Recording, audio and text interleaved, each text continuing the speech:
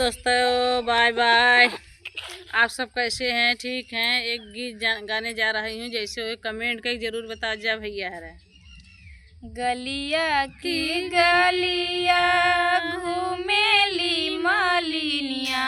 हो के होले हैना हे मैया के होले हैना हमरे फूलवा कहरवा हो के होले हैना हमरे फूलवा कहरवा हो के होले हैना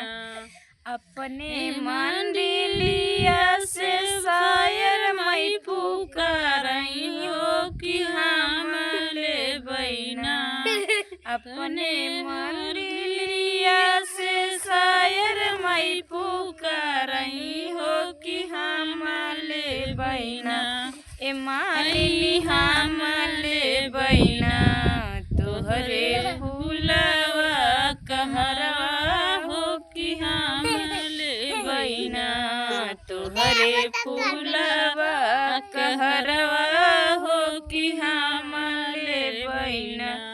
तूहू त बसल मैया ऊंची रे पहाड़िया हो कि के हो दे हैना हे मैया के हो दे हैना हमरे गजला कदमवा के हो दे हैना जेही त दिहली मालिनी अनहरा के नयना कि वही हो दे हैना हो कि वही हो दे हैना तोहरे फूलवा कदमवा